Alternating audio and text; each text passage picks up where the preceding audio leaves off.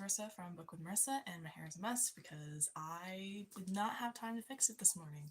Um, so I'm kind of just here, and today I didn't put in the description, but today I'm going to go over my top 10 book recs, and then I have a list of FAQ questions I get asked pretty frequently, and so I figured I should answer them. I did another FAQ live a couple weeks ago, but I have new followers, so I figured I would go through and answer some of those. I'm going to do that at the end. I just to get some of this out of the way, I do have a book club. It's called Between the Covers. I'd love it if you joined. We currently have 20 members, not including myself, and we really read smut books and spice books. That's our main thing. We currently read Blood of My Monster by Rina. That was one of our book club books. We also had people read Divine Rivals by Rebecca Ross. That one I wasn't sure. Somebody really liked it and somebody was having a hard time with it. I really like this. I didn't read the other one. And then we're going to choose our next book sometime next week because April is coming to a close. So yeah, that's what we got. If you are interested in a book club, head to my bio. All of my links are in there for all of my social media accounts and my book club. It's called Between the Covers. Click on that link. It'll pop up with a questionnaire. There's 3 questions. It just helps me understand better if you've read smut before, if you're into smut, because I'm a little protective of the people in the book club and I don't want to bring somebody in who's not really interested. So if you answer that, I will then approve or disapprove you based on your answers. Most of the time I approve everybody. I haven't really had to disapprove anybody. So that's the basics. So let's get into my book recs because I have so much I want to talk about. So much. Okay, so my very, very top book rec has actually changed. Like, if you asked me a year ago, it would have been Crawdads by Penelope Douglas. But after discovering Jasmine Moss, it's changed. So my top book rec for you is Blood of Hercules by Jasmine Moss. This is so good. It's got enemies to lovers. It's got, touch her and die, like truly touch her and die vibes. Like they kill multiple people for even just looking at her. It's a little obsessive, a little possessive, a little more than just a little. And the art is really cool. I mean, look at that. That's just like amazing. The special editions are also cool. I have a special edition for the second book, which is Bonds of Hercules. And we're waiting on the third book, which I think is going to be called Victorious. But basically what this book is about is it's in a post-apocalyptic, oh my god, words this morning are hard. It's about a world that's post-apocalyptic where Greek mythology takes place and humans are basically peasants. Then you have Titans, which are the problem. Then you have Olympus, which is split into 2 major factions between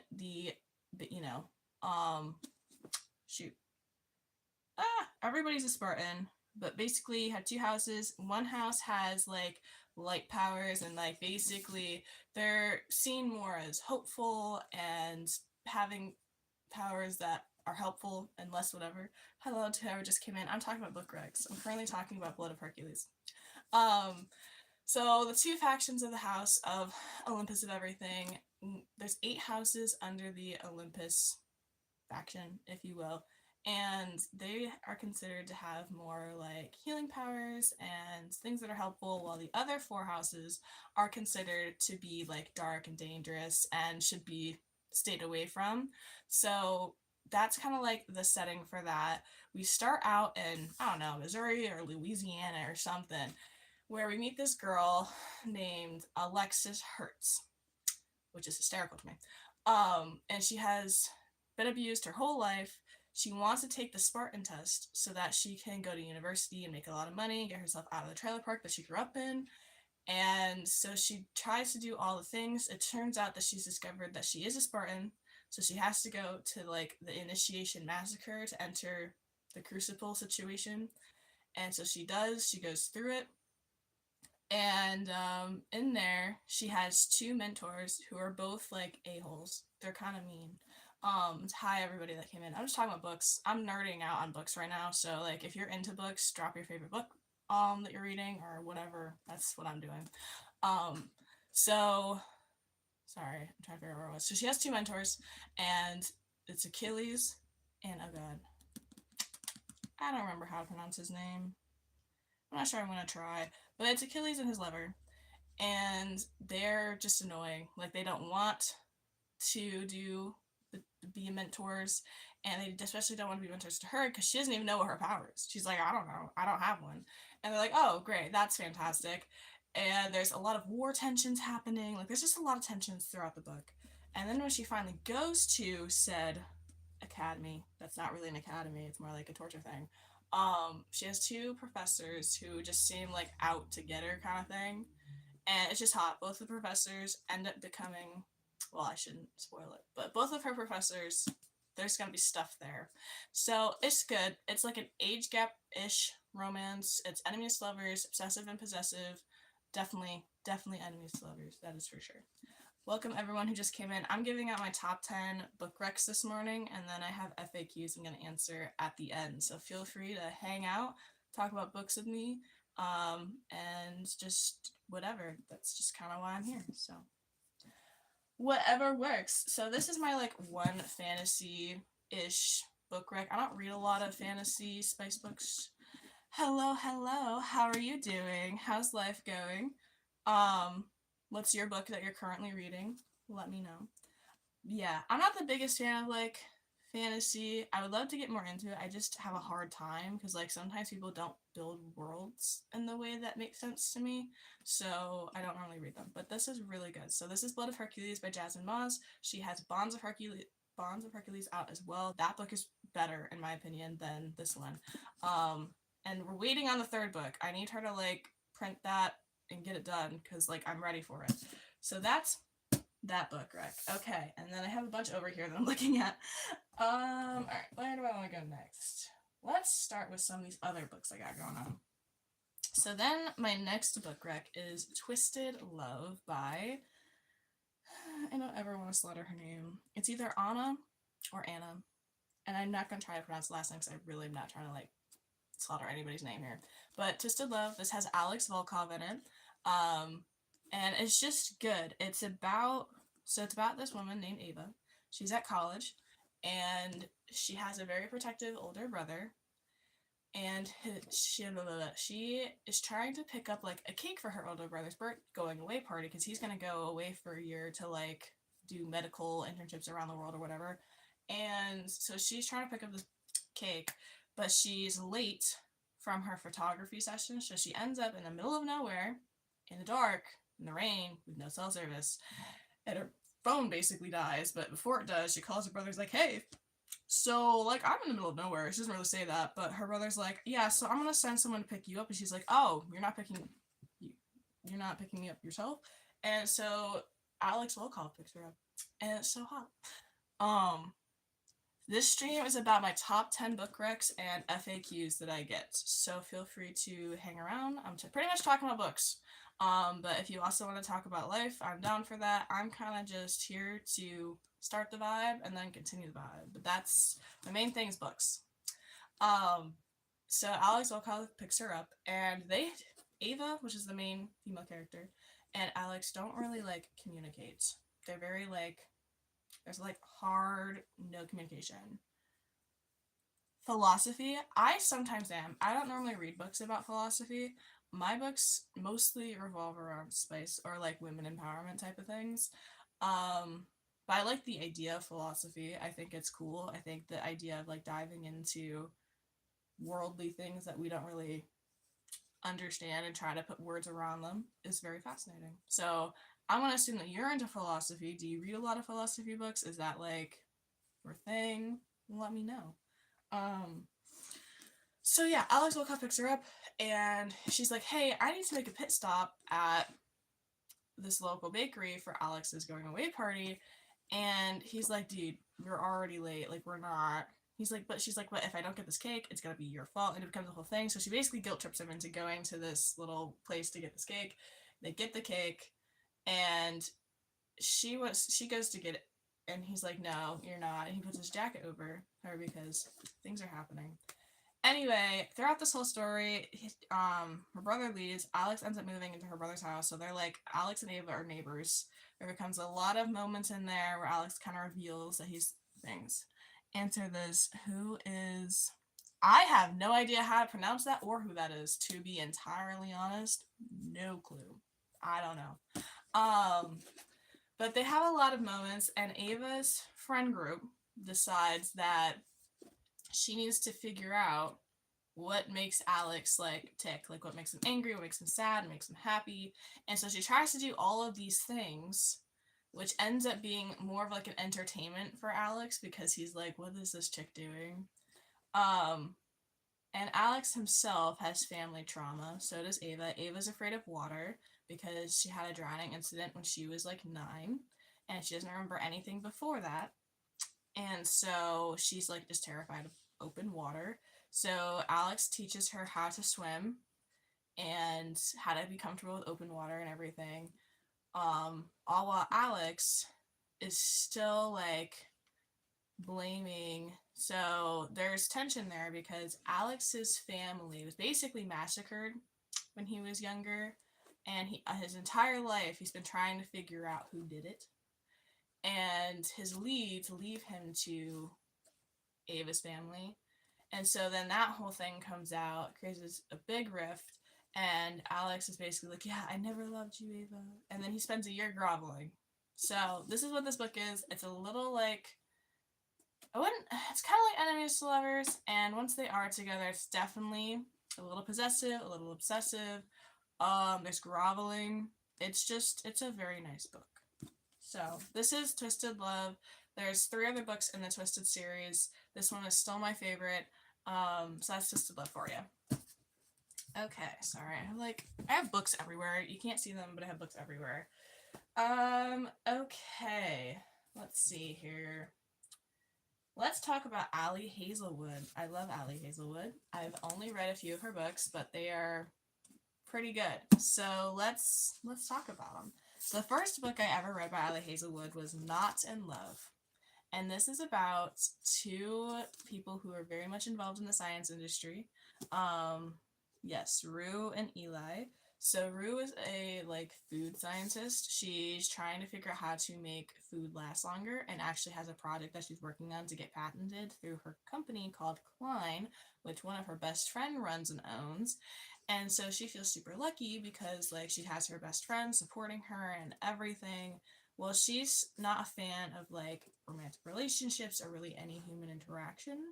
And so once a quarter, I think she goes on these one night stands through an app.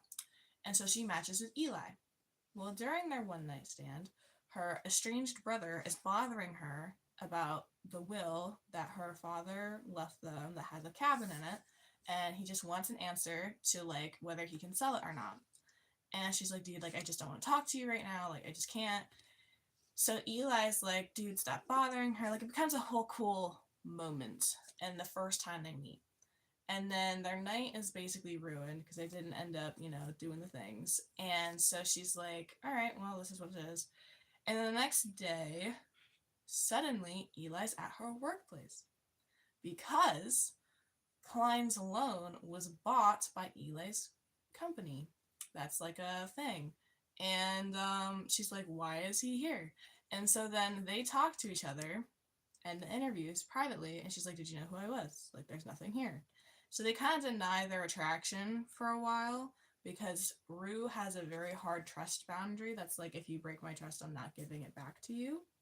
But eventually they do have some trust built up. They start having romantic feelings and all the things, and they're like, we're only gonna see each other this amount of times and then it's over. Okay, that's a weird question, which I'm not answering.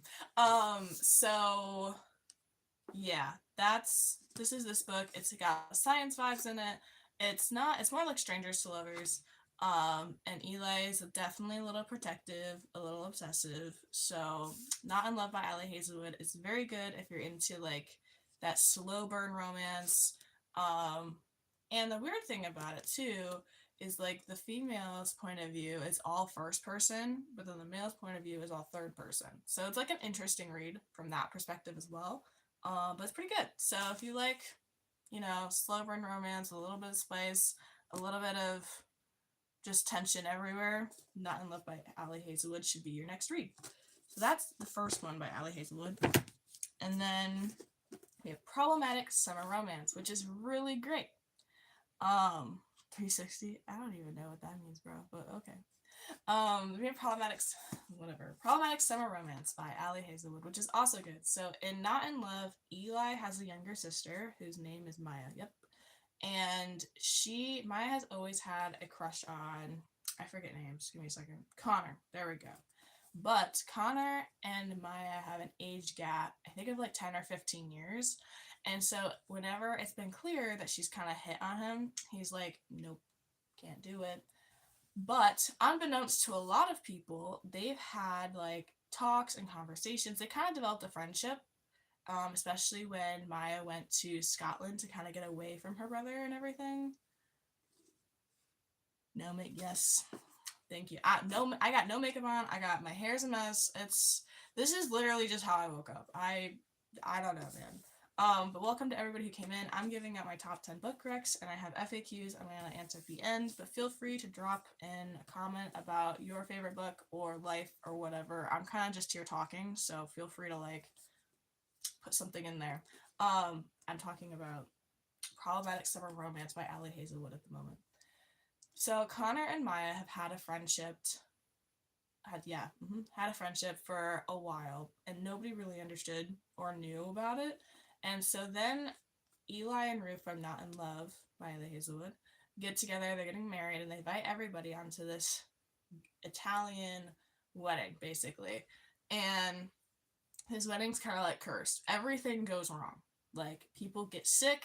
There's a volcano that's trying to erupt that hasn't erupted in like years.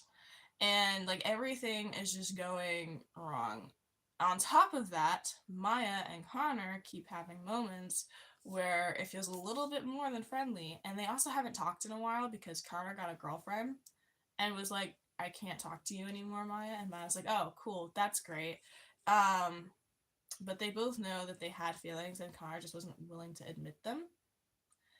And so Maya was kind of left on the back burner of like, oh, great. So not only are you going to deny your romantic feelings to me, you're also going to end our friendship because you have a girlfriend. And the reason you have a girlfriend is because you're trying to get away from the romantic feelings you have for me because you're uncomfortable with our age gap. That's literally what this entire book is about. It's a very, very slow romance, slow burn, but you do get to see like past and present moments. So it goes back and forth between the two. And in the end, they do get together. There was like a couple pages at the end I did not read just because I didn't feel the need to. I kind of figured out how I was going to go. But yeah, it's a good book, and I would 100% recommend this one. Have romantic feelings for cheese? Hey, I mean, get into it. Like, love who you gotta love, man, I guess. When did those romantic feelings start? How long have you had them? Have they always been a thing? Okay, and then my other ones I have here are definitely a little more, I don't know what the right word is. I would want to say like intense, because they just kind of are, but just in different ways. So we have Praise by Sara Cate, which is about a guy named Emerson and a woman named Charlie. There we go. I always forget the names.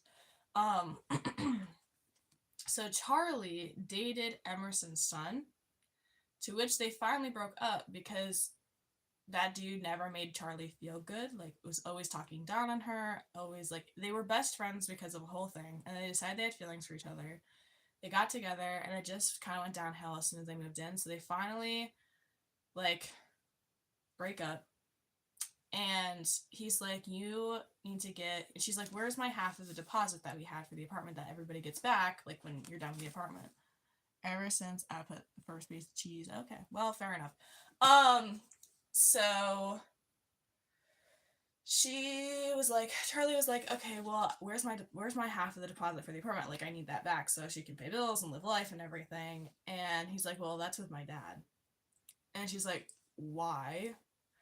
And she's like, well, I thought you had it, and he didn't. And he's like, oh, while you're there, can you grab my half? And she's like, yeah, for sure. So she meets her ex's dad, Emerson, to which when she gets there, Emerson and everybody else thinks that she's not who she is. They think that she's another one of Emerson's secretaries. And so she's like asked to kind of kneel and be in the whole position. And she's like, this guy must have an ego trip. Like, what is going on? So she's there, and then Emerson walks in. It's like that moment that you have in movies where like everything goes pink and it only focuses on that person who walks into the door. And clear that there's an immediate like connection. And he immediately is like, you're doing the kneeling position wrong. And she's like, what is happening right now? And finally everything clears up a little bit, and he's like, oh, whoops. So he's like, I apologize for that, and he gives her the half. And then she kind of was like, he's like, is there anything that would, make you not talk about this moment? And she's like, yeah, like $50. So he ends up giving her like $5,000. And she walks out of there a little like flustered, a little confused, a little like, what is happening? She gets home, she does all the things. Her and her sister are super close. Well, eventually Emerson finds her at her day job, which is at a roller rink, and is like, hey, I would love to hire you for my actual secretary job because I need an actual secretary that isn't just there to serve me. And she asked him a couple questions, and eventually she's like, okay. So then she gets that job, she goes shopping for herself, and she runs into her ex, who's like, has the audacity to be like, did you get my half of the deposit back from my dad? And she was like, dude, nope. And if you want that half, you're gonna have to go talk to your estranged father. That is not on me. So we were proud of her for that. And she kept walking, doing her thing. So she ended up working for Emerson for a little bit, but then she gets more curious because Emerson owns a sex club. And so she gets a little curious, like, hey, what does this mean? What are kinks? What are, like, she asks all the questions. And they go through that, and then they start developing romantic relationships and feelings, which they keep denying because Emerson's like, my son will always come first between this. And so then it's leaving Charlie feeling like she's not important, like she's not being chosen. So there's a lot of like miscommunication and running away from feelings that happens in this book. It's also a bit of a slow burner as well. It's definitely strangers to lovers. There's age gap. There's definitely protective, and a lot of jealousy. There's definitely some jealousy. So it's a good book. I would definitely recommend, especially if you are into books that are very clearly spice books, smut books, and talk about like kinks and everything like that. So that's Praised by Sarah Cate. Very good. It's a reread. I reread that one pretty often. Okay, so then the next one is Birthday Girl by Penelope Douglas. Penelope Douglas was my favorite author until I discovered Jasmine Moss. I recently realized, like, writes all of her books with just barely legal aged girls, which is a little weird to me. I still like this book, but yeah. So this one is about Jordan. That's the female character's name. And her boyfriend, this is kind of very similar to Praise, actually, in the fact that her and her boyfriend break up ish, but that's not really how that goes. She is very responsible for her age. She's working a lot, trying to make money. She gets home to her apartment finally, and in the efforts of her boyfriend trying to throw a birthday party for her, he forgets to pick her up at work and trashes the apartment. And so then they're forced to move out of the apartment. And before all of this even happens, after she was done with her shift and realized that her boyfriend was probably going to be late and that she ended early and she didn't feel like calling him because of all the things, she decided to go see an old movie showing at the theater. And she had donuts and wine and all the things. So she goes and sits in this theater that plays an old thing. And thanks, bro, I guess. I mean, it's a story. I don't know what you mean. So she goes to a theater to watch a showing of an older movie. and sits down. She's like a hot mess. She spills her wine, her donuts kind of go, she drops her phone. She ends up sitting by this guy who's like uber handsome. And they have really good conversation, good chemistry. The night ends and they're both a little like disappointed. And they go to leave and he gets a call. Or one of them gets a call. I don't remember if it was her or him. And somebody answered and was like, uh-huh. And then I think it was her, because then the guy is like, wait, are you who I think you are? And she's like, yeah. And she's like, I'm your boyfriend's dad. So that was unfortunate for everybody in that situation. And then the dad offers to let both her and her boyfriend move in. And it's just weird. The whole thing is slightly weird. But anyway, Charlie, that's not her name. Jordan, there we go. Jordan and Pike, there we go. Jordan and Pike end up talking to each other a little bit more and start growing some feelings, which become even more obvious and happening as soon as it becomes clear that Jordan's boyfriend is a cheater and cheats on her visibly. So that's great. And then they, there's a lot of miscommunication in the books that I read, which is sad because I actually have pretty good, clear communication. But there's a lot of miscommunication. Hi, welcome into everybody who came in. I was talking about my book recs, so feel free to hop in the chat and say whatever. Obviously, keep it appropriate. But we can talk about life, books. I'm good with whatever. I'm just yapping. So the whole situation's slightly weird because, like, why? And then they end up living together by themselves. So Jordan and her ex-boyfriend's dad, Pike, ends up living together by themselves, and they fall into a routine. It's great. There's feelings. Everything is happening. But Pike is like, I can't be with you because of my son. There's an age gap. What will people think? And she's like, I don't care. Like, why? Like, I don't care. Like, why are you so about what other people think and everything? And he also has issues with his ex-wife, who's just constantly, like, manipulating everything. And so it is a pretty good book. I would recommend it. It's got a lot of real themes in there. There is age gap. There is ex-boyfriend's dad trope. That's definitely the major trope there. Definitely a little possessive, a little obsessive, a little jealousy that comes from the main male character, Pike. And there's groveling. There's 100% groveling. And just, yeah, there's some real stuff in there. Because, like, in life, I do think a lot of people care about, like, how the society views their relationship with somebody, and that's definitely a theme in here as well. So that is Birthday Girl by Penelope Douglas. Very good. Okay, I still have like 4 books that I gotta describe. Woo, let's go. I don't want to talk about that one yet. We'll talk about this one. Okay, Blood of My Monster by Rina Kent. This was my book club book, so I run a book club. My link is in my bio. You can join. There is a questionnaire just to make sure that, like, you're actually into spice books, because that's what our book club reads, is spice books for the most part. And if you're not into them, that's perfectly fine. We're just probably not the club for you. So anyway, this is one of our book club books. The other one was Divine Rivals by Rebecca Ross, and I didn't read it. I've heard mixed reviews. Somebody read it really fast and enjoyed it, and then somebody else is having a really hard time, like, actually getting into it. So there's all of that. But this is it's got, like, mafia, military, definitely, like, powerful men, a determined woman. So what the book is based on is there's this woman who's pretending to be a man in the military. She's already done it for about 18 months. And the scene that we open up to is some of the teammates, if you will, corner her and basically try to assault her and all things. And the main male character steps in and is like, what's going on? Why is this happening? But in a very much, like, stepping up to male ego type of way, and stops it. And she's kind of like, okay, this guy is tough. Let me follow him and ask him if he will help me figure out how to be stronger. And so he kind of takes her up on that, but, like, not immediately. And so she starts doing extra trainings and everything.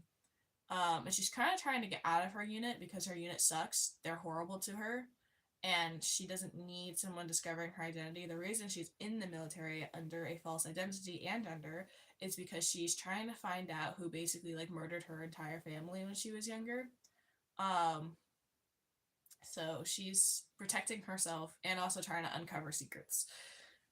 So she's trying to get out of her unit, and this guy is a commander of like this very special unit force thing, and so she's trying to get into his unit, and he somewhat trains her, and then we fast forward to the point where he's telling people what people are going to be moved to his unit and everything, and there's 5 positions open, and she wasn't in any of the 5. But then he was like, I would like to add an honorable mention to the team, and it was her. So she gets moved to his team. They train. Then they have a mission. They have their first mission together. They go on this mission. It's a complete ambush. It's an absolute shit show, and it goes wrong. Pretty much all of the men die. She gets injured. She gets shot. He drags her to a village. He steals clothes off of a line to pretend that they're not military because the locals have an issue with the military. And that's when he realizes that she's a woman. And he's like, I don't really know why she's hiding it, but hey, like I'm not here to judge. So he ends up at an old couple's house that are both doctors. They help her with her bullet wound in her shoulder, and then when she wakes up and he's sitting there, she's like, and she realizes she's in different clothes. She's like, oh, you know that I'm a woman. She's like, she goes to explain. And he's like, you don't have to explain anything to me. All the things. Well, during the week stay that they stay there because of the snowstorm and her healing, I do like kind of develop some feelings. I know you may see a lot of pain. Oh, thanks. Thank you. That's appreciated. So where was I don't even know. So both the people stay at this village, and I don't think I've actually said their names. So it's Kirill and Sasha. Kirill and Sasha. They stay at this couple's house for like a week, trying to heal up and everything, and she attaches to people very easily. And while Kirill is like, people suck. Like, he has his own family issues, which we will talk about in a second. And during their stay, he kind of like is attracted to her. She's always been attracted to him. And so feelings start to ensue. And then they have a moment, and he's like, hey, like, did you do that on purpose? And she was like, no. And he knows that she's lying, but he doesn't push it. In fact, goes away. Like, it becomes distant. Well, it's finally time for them to go, and that leaving also gets ambushed, which is great. So they end up finally being able to leave. They get back somewhere, and Kirill decides to go home back to the States. So he goes, and he's like, my unit has the choice of coming or not, or staying. And she's a part of his unit. So she decides that she's going to go. She met with her uncle, who helped her get into the military to hide all the things and figure out all the secrets. And she's like, I think I want to go. And he's like, no, you need to stay as far away as possible. They are not good. And he won't tell her why. So she immediately, because human curiosity is like, okay, cool, I'm going to go then. So she ends up going to the States with the guy to find out more about find out more about Kirill's family involvement in her family's like deaths and everything. So she goes to the States with him. Immediately realizes how awful his family is. His mother's horrid, picks favorites. His dad dies basically upon arrival. He was also horrid. He was abused as a child, as in Kirill was abused as a child. And Sasha kind of immediately sees all the problems and tries to fix them. She's a fixer. And she attaches to Kirill's younger sister, and so they form a bond. And then Kirill and Sasha have that like back and forth tension of like, will we, won't we? And Kirill's definitely attracted to her and is trying not to be. And Sasha, same thing, because she really is having a hard time trying to not be attracted to him because she shouldn't be, because he's probably part of the reason her family like died. So that's part of it. Anyway, they form a bond. It's great. Not really. It's kind of messed up and a little toxic, but it's great. If red is your favorite color, then you're gonna love this book. And then she's on a phone call with Uncle Albert and her nephew, who she very much cherishes. And Kirill overhears, and he's like, who is he? Like, there's a jealousy thing happening. And she's like, no one.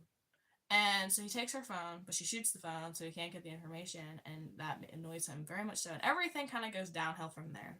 The level of distress happens. She ends up needing to go home for about 3 days to visit her babushka because her uncle called her and was like, "Hey, your babushka is dying. So why don't so like you know?" So she goes home, but I guess Carol decides to follow her, and that's where the first book ends. So there's a lot of trauma in this book. There's two other books in this series that I'm probably going to speed through. It's like military mafia, definitely morally gray.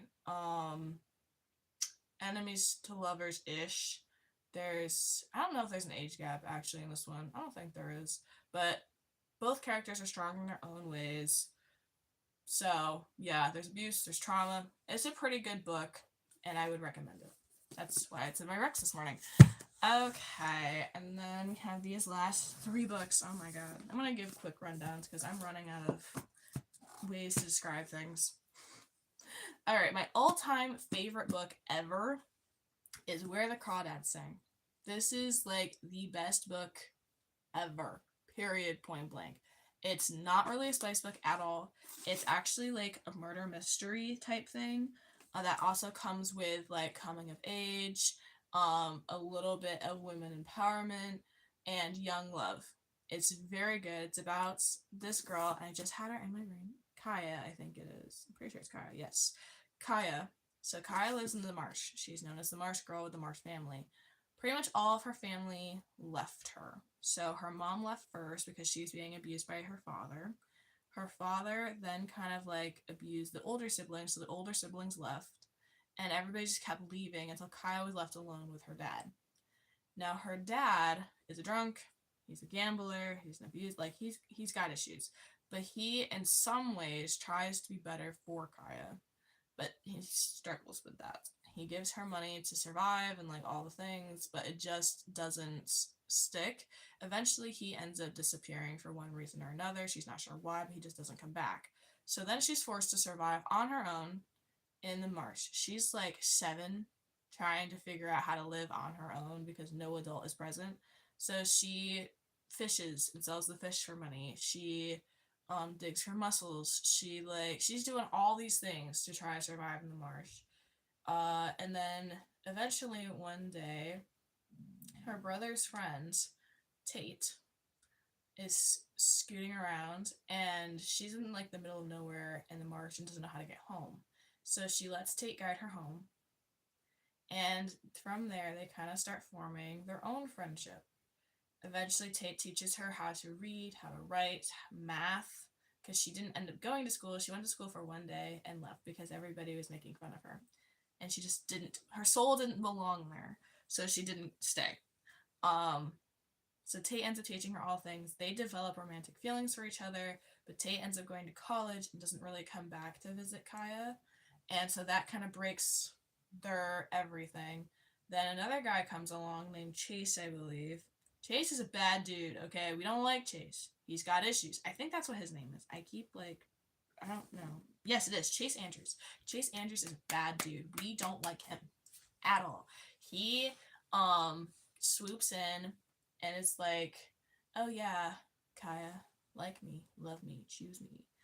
And so eventually Kaya's walls break down again and she trusts Chase, which is a bad move because he is actually engaged on the side to like an old classmate and kind of treats Kaya like she's nothing when they see each other in town, and then also assaults her. So like we don't like Chase at all. I shouldn't say that. Chase ends up dead. That's the big murder mystery of the entire book. Chase ends up dead, and they're trying to figure out who did it. Everybody blames Kaya because everybody hates Kaya. Like they don't like her. They don't like her at all. They don't like her. They don't like her family. They don't like They basically think that she's marsh trash. So like they have prejudices against Maya. And so in trial, which is where we kind of go back and forth from, we see how people feel about her. So that's kind of the basis. Like, it's just this girl living in a marsh, trying to survive. There's a murder mystery. Young love happens. It's just a really good book. I absolutely love it. There is a movie out about it. It's pretty good, pretty accurate for the book. So yeah, if you're looking for a book that's like murder mystery, young love, coming of age, Where the Crawdads Sings by Delia Owens. Yes. Okay, the other coming of age book that I like is Burn Our Bodies Down by Rory Power. This book is weird. I'm not gonna lie to you. This book is very, very weird. I have absolutely no idea how somebody comes up with this, but you know, human brains are under discovered, so who knows? But this book basically is about this really creepy family secret where doppelgangers are just like born from cornfields. That's literally the entire premises of the book. And it starts out with this girl who's with her mom, and everybody thinks that they're like twins or related because they look pretty much exactly the same. Now, her mom had a sister, which the daughter doesn't know. She tries to go like to mom's original family place to figure out some stuff because her mom never talks about her past, and like the daughter's just like, okay, like what's going on? So she tries to go home and does the things. But as she gets there and sees her grandmother, she realizes there's so much happening in this town that's just so weird. And like everybody stays away from her grandmother and her grandmother's house. Like it's just a weird town. It's got weird secrets. And it's been a long time since I read it, so there's not everything that I remember. All I know is it's a pretty good book. It is very weird, but if you're into like that kind of paranormal, cornfield, creepy AF vibes, you're gonna want to read this. It's pretty good. And then the last book, we're finally there. The last book I would recommend today is Leave Me Behind by K.M. Moronova. She has many books coming out. She's a really good author. This is definitely enemies to lovers, dark enemies to lovers. It's based in the military. The main characters actually meet outside of the military, and then they realize, oh, you're this person and you're this person. Then they kind of like immediately become enemies, and it takes a lot for them to actually become lovers. There's a lot that goes through it. Nobody wants her on their team because she comes from a different team, and they blame her team for like their team's demise when she also blames their team for her team's demise. Like it's a whole thing. But there's a lot in this book, but it's a really good book. If you like Call of Duty, it's basically like that except book form with spice. So it's a good book. Would recommend. Okay, I'm done with that now because I can't talk about it anymore. Okay, so how are you all doing? I hope you all are doing well. Those are all my book recs I have for you today. Now I have a bunch of FAQ questions because I'm trying to keep my lives a little more structured. So that's what we're going to do here. And we're going to start with those. But if anybody has any questions or anything they want to talk about, feel free to put it in the chat because I'm here to talk about whatever. So do the things. Okay, so number one on my all-time favorite book, Where the Crawdads Sing. This is my all-time favorite book, period. Point blank. No book is better than that book. I reread it at least once a year. It's very, very good. Okay, weirdest smut book I've ever read or am reading. So before I tried reading this one, there was a vampire book I tried reading, and it just, like, I couldn't get in. No, actually, that wasn't even the weirdest one. The weirdest one I've read before this other book was called Pen Pals, and it was supposed to be about this like widow who was getting letters from some guy in prison that basically was trying that person was like, oh yeah, I know you, like whatever. She's like, I don't know this person, how'd they get this address? Like that's how it starts, and so you're like, okay. And then it just gets really weird, like the plot just doesn't make sense, paranormal stuff starts to happen, it literally, there's no parts of that book that actually follows a plot that makes sense. Like the plot has 13 subplots, and none of them actually like connect. It's not my book at all. I got through half of it, and I'm like, and I can't read this anymore because. And then it also like we started out good, and then it became about like basically sex the rest of the book. And don't get me wrong, like that's a part of the appeal of spice, but I like it when my spice books have a balance of plots and spice. And that book did not. It was just like, ooh, plot for 2 seconds, a bunch of spice, and another plot that doesn't make sense. So Pen Pals was not my book. Would not recommend it personally. Just not my thing. The weirdest book I am currently reading, though, is Ensnared. Yes, this is a spider smut book. We're trying to read it. I've only gotten a few pages in. It's been a lack of time to me to actually read it. That's interesting so far. Okay, number 3. Why do I read Smut? So I get this question a lot. I just I find Smut books appealing. I find them to kind of address some of the things that I think about when it comes to romantic relationships, how, sex should be, just kind of things like that. And most of the smut books I personally read, there's also a lot of women empowerment, finding their voice, feeling confident, and something that I can relate to, so it just makes me feel seen, heard, and valued. So that's why I read smut books. Welcome in, everybody. Feel free to write anything in chat. I'm kind of just talking about my FAQs, so if you have any questions, awesome. Okay, so that's that one. What is my channel about? So my channel is about spice books. I mostly talk about spice books, smut books, funny things about those things, and that's really it.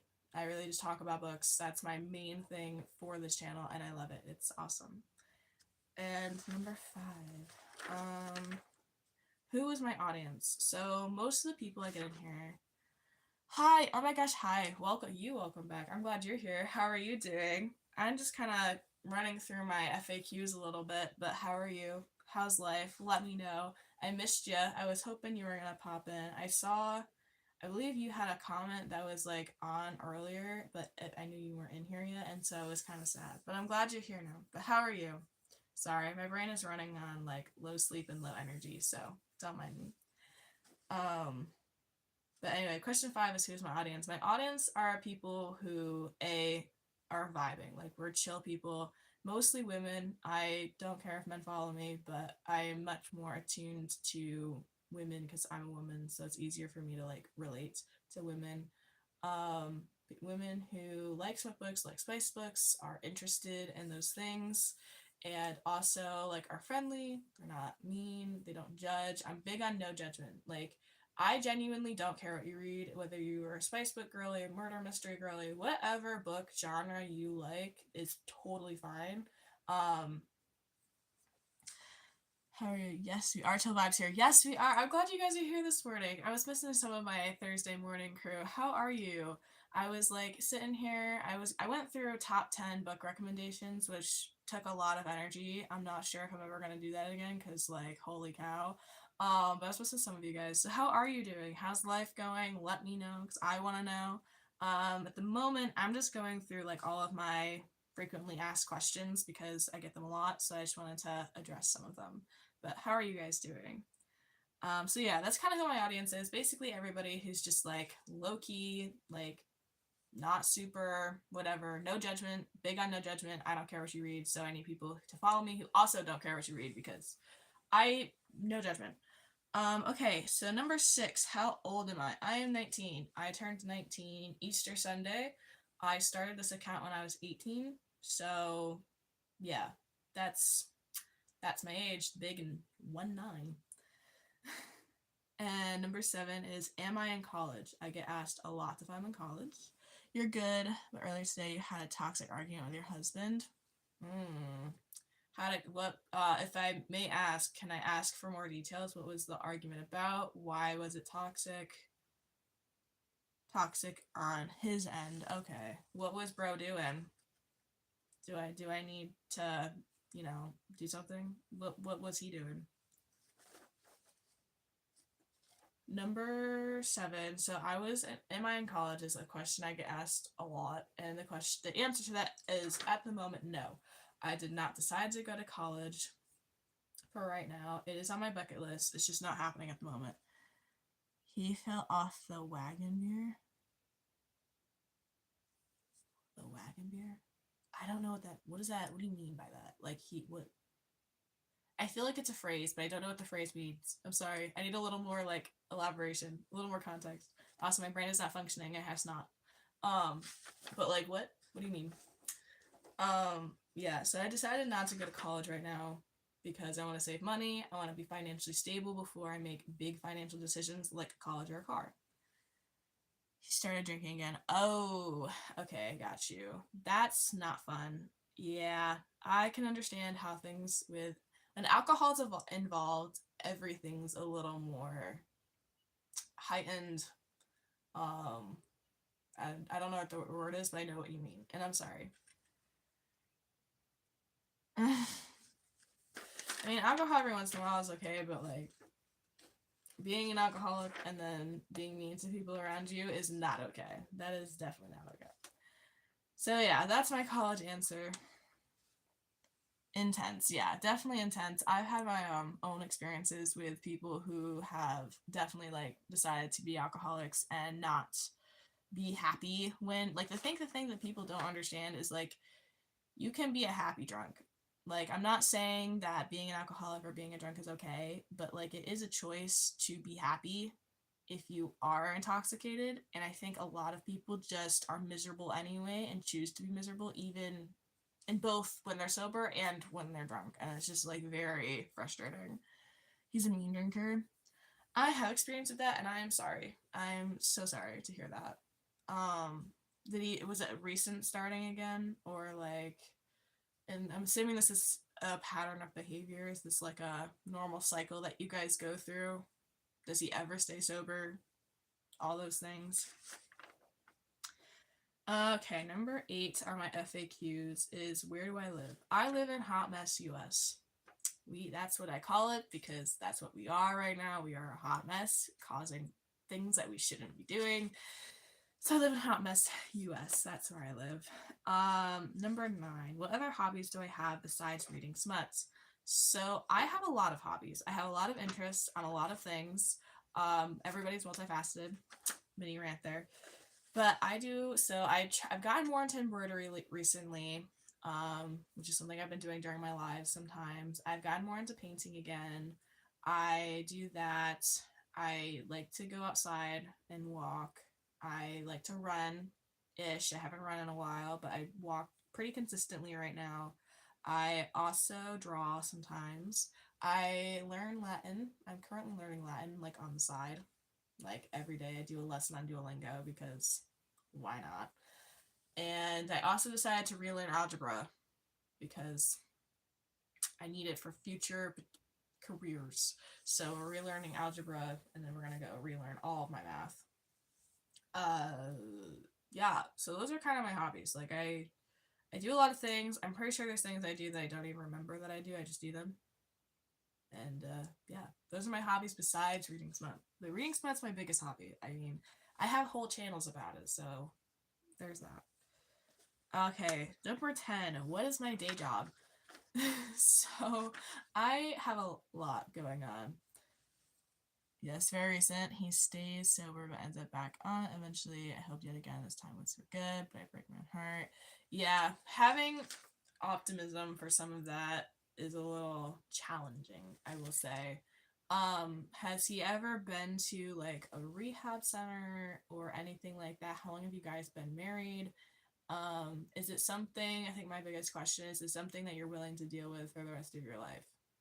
And are there children involved? Those are my biggest questions I have for you on all that. Number 10, what is my day job? My day job is I work in my family business, which is digital marketing. We do websites, Facebook ads, Google ads, social media. So I do that during the day. And then after that, I do a part-time job on the weekends where I work at a winery. I'm working this Saturday, which is great. So I just do that. Those are my day jobs. I work my family business during the week, part-time at the winery on the weekends, and then throughout the week I'm working my channels. Period. Okay, number 11. Oh my god, I got a lot of questions. Number 11, why did I start this account and when? So I started this account back in July, I think, and I started it because I recognized that there was a lot of like, I don't know what you want to call it. No rehab, you've been married for 37 years, one daughter's 38, it's useless. Yeah, I would say so. Like, at that point, your daughter is very much an adult. There's no reason for you to have to, like, deal with that. It's better to protect your peace, especially at this point, I think. Like, obviously, I'm not in your relationship. I'm also 19, so keep all of that in mind. But the experiences that I've had so far and watching other people in these situations, I would get out of there as fast as you can. You can't really force somebody to make decisions, and it doesn't sound like he wants to get better. So I would definitely choose you at this point, especially because you have children who are adults. So that would be my I don't know if you want to call it advice or 2 cents, but that's my opinion on that. So yeah, so I started this account back in July of 2025. And I started it because I realized there was this thing on the internet that was happening where it was like basically anybody who read smut didn't like people who didn't read smut, and anybody who didn't read smut didn't like people who read smut. I felt like there wasn't like an actual connection between the two. It was just like two sides. And so I kind of was like, well, I would like to create a place for people where they can just feel heard regardless of what they're reading. Because, like, I don't think just smut is. Like, I feel like having somebody who doesn't care what you read is important. Like, I'm not here to judge you for what you read. If you read smut, cool. If you don't read smut, cool. Like, I read smut. I sometimes don't read smut. It is what it is. And I just kind of wanted people to have a place to come to that was safer for that because, and also for myself, because I felt like I couldn't really be with one influencer because somebody was always like, well, if you don't read smut, you're a problem. Or if you do read smut, you're the problem. And I was just like, can't we just have a bridge where, like, it just doesn't matter? So that's why I created my account and when. And my last question I have is, am I bothered by hate comments? So I get quite a few. I actually get quite a few hate comments. And it's always entertaining, to be honest. Appreciate your advice no matter how old you are. It's obviously a dead relationship, yeah. I just kept having hope my daughter's married and I need to do it for my sanity. You really do. Like, no one deserves to be treated that way. And I understand why it's hard because, like, you've been married for, I think you said 37 years. That's a lot of time dedicated to that relationship and trying to work on it. And so, like, I can understand if maybe leaving it feels harder because of how much work has gone into it. But for your own mental safety, it is important to take that, like, into some serious consideration and do what you have to do to protect your peace, your mental health, because in the end, it's still your life. You have control over it, and I don't want you to ever feel like you don't have control over it. And I feel like staying in that relationship would make you potentially feel like life is just passing by and there's nothing that you can do about it. So, yeah, 100%. But yeah, so I do get quite a few hate comments. I've got a few this week. I get a few last week. I get weird DMs. It's pretty normal, actually. And yeah, of course, I'm always here. Like, I talk about books, I talk about whatever, but like, I'm always down to talk about life. So if you've ever just like, especially on Thursday, like, I'm here Thursday mornings at 5 a.m. So if you ever need life anything, just pop it in. I will answer to the best of my ability. But yeah, you're welcome. I'm glad you felt safe telling me about it. Yeah. But in terms of hate comments, I get a lot of them. It's pretty consistent. I at least get one each week. I've had definitely an uptick in them, but I mean, what do you do when you're miserable? You just hate on other people. So I normally just like meet those hate comments with absolute positivity because they don't know what to do with that. And it also gets them off my mind because, like, I actually tried starting a YouTube channel a couple years ago, which I'm finally getting back to, but I had to stop because, like, I was just taking on too many hate comments. Like, I just was internalizing them and I just couldn't do it anymore. And I started arguing with people in my comment section. I'm like, this isn't healthy. So I took a break from social media for a while, tried to do something else with it. It didn't work out, stopped again, and then I was like, all right, we're gonna start a book channel, and when we do, whatever hate comments we get, we're just gonna read real quick, respond with positivity, and move on with my life. And so that's what I've done pretty much the entire time. Like, I actually had a hate comment this morning on one of my channels, and I literally responded, I don't know how to respond to this, so I'm just gonna put okay, because I didn't know how to respond. Like, I don't know, this is a weird comment, and I couldn't tell if it was hate or not, and I'm just like, okay. I've had other people say some things that were very clearly negative, and I just put positivity back at it because, like, well, it's like arguing with people is pointless, waste my own energy, and it just eggs them on. It also gives them attention that they don't really deserve. But at the same time, their comments also serve me because it moves my stuff in the algorithm. So that's how I feel about hate comments, to be honest. They're both annoying, but mostly helpful. So I'm like, whatever. And that's actually all I have for you all today on my schedule. So how's everybody doing? I see we have some people come in here. So how's your life going? Feel free to tell me anything you want to tell me about anything. I'm kind of just here for a hot second because I ran through a bunch of things and now I just am here. But how's life? We were talking about life problems and everything. Um, Currently, my weather is just up and down. Like, I'm ready for it to just be warm. I'm not into the cold. I don't like the cold. The cold is not my friend. And so I'm just ready for it to be a little warmer. It's kind of how I feel about it. I'm like, I'm over this cold spell. Did I grow up with him? Okay. I think I help him now because he has pain issues with injuries, my pain issues from car accidents. Yeah, exactly. Can't make any more excuses. Like, you definitely have to protect yourself on that. And, like, yeah. Sorry, I have something happening there. Yeah, that situation just sounds pretty, like, a little rough because injuries always are very impacting, I guess is our word. They affect you emotionally, physically, um, but you can't make them your make or break reason for things. I don't have a great example for it, but like, yeah, you can't make it the reason you are the way you are in terms of like negatively. Like, if you're using your injuries as an excuse all the time, it's just like, what?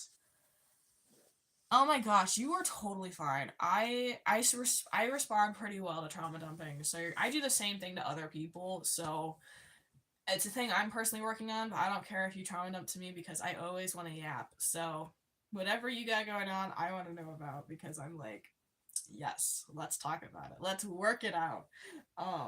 But you're so good. You are so good. Sorry, I have like my I was perfectly fine. I have like snot like running down the back of my throat. It's kind of gross and it's super fun at the same time. Oh yeah. Oh, but you're good. It's all good. I like talking about life with you guys. It reminds me that there's people out there. To be honest, like sometimes I kind of forget that there are other people, and I don't mean that in like a bad way or like I'm the only person. It's just sometimes I get so caught up in life that I forget to stop and take a moment and realize like other people are also struggling mental health lives like I am or like things like that. So talking with you all about your life situations kind of just reminds you like, hey, you're not alone. So I like it. It's keeps me in the loop on things. But was there anything else y'all wanted to talk about? How's everyone's life going? How's pets? Do we have pets? I don't remember if we have pets or not. Yeah. It's not from the weather changes. Yeah, it's like I don't know because like I don't normally have an issue with snap, but it probably is from the weather changes. I'm a summer person. I don't like the humidity. Humidity is not my friend, but like I love the warmer temperatures. And right now we are just going up and down. Like pretty much like every week we have doop doop doop doop, and I'm just ready for it to be consistently warm. I Shivering is my least favorite activity. Okay, and I was shivering on Monday and Sunday and Tuesday. I'm over it. I'm over it. I just want to feel warm consistently and not like, yeah. So that's how I feel about that. But yeah, I think it probably is from the weather changes because my body is just like, what is happening? Why is it happening? My body also has other issues because eczema is just constantly there. And so there's also that. I don't really think it's playing a part in my snot, but it could be. I don't know. Life is weird. Bodies are weird. Human bodies are weird. It's all weird. Does anybody else have allergies? I don't really have allergies. Does anybody else have allergies like spring allergies or allergies in general? Is anyone allergic to peanuts or milk? And also, why is it, this is super random, by the way, but why is it that, like, those who are lactose intolerant just are like, oh yeah, I'm gonna drink a gallon of milk and take a lactate, or whatever. Like, why? That too. Girl, you literally got to there is no climate change. Yeah, that's right, my bad. Climate change doesn't exist. Well, I was actually having this conversation with my brother because the year after the first year of COVID, so like after that first year, we actually in my area had a spring. Like I've never had like a real spring before, and we actually had a spring. It was like we spent like there was a solid month where we kind of just spent outside. We were in hammocks, we were like just sleeping outside. Like it was beautiful. And then we didn't really have another one. But the reason I was like, I had to actually think about it. I was like, it's really weird that we had that nice spring, like we haven't had one since. And I bet it's because when during COVID and everything was shut down, there was less car travel, there was less production, like everything kind of went down, and we had some reverse happening of the environmental damages. And so we actually had a moment where our climate was like, oh, hey, we're not in total disarray. And then, of course, everything went back into production like tenfold. And so here we are. Here we are. But yeah, climate change doesn't exist. For sure. I can't. And the earth is definitely flat. I can't. The theory that is the most weird. Yeah, 100% makes sense. Yeah, right? Like, I was like, because I had to think it out, because I was like, it's so weird to me. And I was like, I bet that's why. Because, like, nothing else would make sense. There's nothing else specifically that I can think of that would have made that 1 year have an actual spring besides the fact that pollution was down. So I always think about it and I'm just kind of like, how could we, like, I have evidence. I don't understand. I know. Well, okay, you want to hear a crazy one? So my brother plays video games sometimes, and somebody was in the chat or talking, I don't know, but they were like, so the Earth actually isn't flat or round. It's actually a bowl. And Antarctica is just a 200-foot wall of ice surrounding the bowl. So there you go, guys. We got flat earthers, bowl earthers. I've heard of cube earthers. I don't even know, man. I'm just like, we're all here. Why can't we just be here? Yeah, yeah. And he told me that, and I was like, what? So we're all just soup, I guess. We're all just soup in a bowl of earth. That doesn't sound right. It feels weird to say, but according to that guy, it's what we are in, a bowl of earth. Welcome, everyone, to the bowl of earth. Nice to meet you. Yeah, I was like, so many different theories, and like everybody being like the moon landing was fake. I'm like, what? Like, I get it, we all have our own whatevers, but there's like evidence. There's so much evidence. Like, why are we so against things that actually are the way they are? And oh yeah, has anybody been following the whole Artemis 2 project? Because it's supposed to be about like the steps to getting back to the moon, and they finished step 1, which was they were I don't know too much about it, but I know that they were shot into outer space, collecting data. I think for about 10 days. They came back about 7, maybe probably like 10 days ago, and the astronauts are trying to make the recovery because when you're in outer space, your organs don't know what to do. Like when you're on Earth, your body tells your spine to stand up straight and like keep your organs together and intact and all the things. But then when you're in outer space with zero gravity, your body's like, I don't know what signals to send. I don't know what to do. I don't know. And so when they come back, the organs have to relearn how to tell the body how to like keep everything contained, keep the spine straight, keep your legs straight. Like it's a very thing. And when you're in space, you lose a lot of like muscle and bone marrow. And so it's just fascinating. It's all fascinating. I've been keeping up with it a little bit, not a lot, but it's all I think it's all cool. Like space science, earth science, how they can relate. There's so many mysteries of the universe and I love them all. Anyway, that was a side rant for you. So I hope you enjoyed that. Okay, so I have a question for you guys because I've been trying to figure out how to like make these lives bowl of earth, yes, and fall intensity, yeah. Sounds crazy. Yeah, it is a little weird, like how they're. It's just like, cause like there was a video I saw of one of the female astronauts. So one of the things they try to have astronauts do when they come back is walk like the plank walk with your eyes closed, which is basically testing your balance and your bodily reactions to walking. Um, and watching her do it was really scary because she was like almost falling over at every step and like kind of crouching because her body was like, I don't know what to tell you what to do. So like it's all cool. I love it all.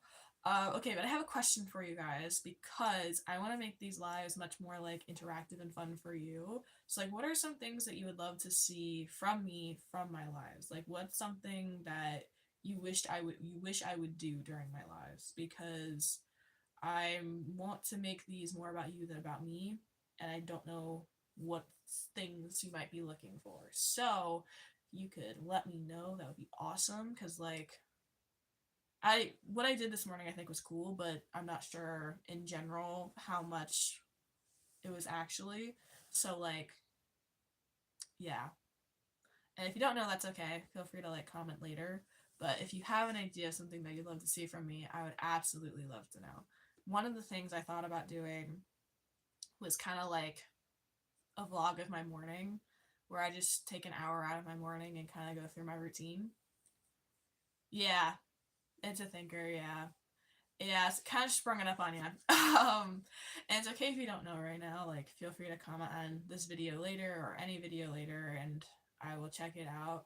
But I just was curious because, like, there was a week I had that went really well with my lives, and I gotta go back and see what I did. But like, I ever since I've had like a lot of downs, so I'm not sure what it's about, and I just want to make sure my lives are like good for you guys and that you're enjoying them because that's kind of the whole point. Um, and that you're getting out of them what you want. So if you have an idea for what you would love to see, awesome. If you don't, that's okay. I'm still just gonna go live and figure it out. But yeah, one of the ideas I had was just kind of going through my morning routine because then you guys could meet my mule and just some of that stuff. So I don't know. Just figured I would throw it out there. Morning routine, yeah. Good idea to check past lives, yeah. Good. I'm glad. I like chatting with you guys too. It's super fun. It keeps my everything. I love it. It's just makes me happy. Hope it makes you happy. Um so yeah, I gotta go back and do my research and see what was working and what wasn't working. Um yeah, gotta do some analysis. Part of the problem I'm having too is like I'm extraordinarily busy right now outside of my YouTube channels and everything. And so then like I think sometimes I forget to like give attention to them because my day job and my part-time job are both incredibly busy and demanding. So I'm kind of like stretching myself in 15 different directions plus all of my social media accounts. So it's like my brain sometimes forgets like, oh hey, we need to go do this. Um so yeah. Alright. I don't know. That's what I got. Okay, so at this time I do have to go. I have a huge summit meeting I'm going to today for my family business and I have to go shower and everything. So I'm going to end the live here for now. If you happen to think of any lives that you would like to see, feel free to comment anywhere on my videos. I will look at it, respond, and everything. If you don't have an idea, that's perfectly fine. I will go live and hopefully you will find me. I hope my thing will find you. So yeah, that's what I got. Maybe call a person's name out when you read their comments. Yes, 100%. I struggle with that. I'm not gonna lie. Like I tried to do it. I think I did it more. And then like some people's names I don't want to pronounce wrong, and so I always get like a little insecure about it. But I will definitely start doing that more because I think that helps people realize I am like actually acknowledging their existence. So that's a very good point. I will take that into some deep consideration and act on it next time. All right, but yes, at this time I must go because I have to prepare myself for my day and do that. Oh, it's all good. I appreciate it. All right, cool. Love you all. I will see you next Thursday. I'll probably see you before then because I'm going to try to go live again at some point. I don't know when. Random times. That's what I do. So, but yeah, if I don't see you, I will see you next Thursday at 5 a.m. Love you all. Peace. Don't die. Live a great life. Bye.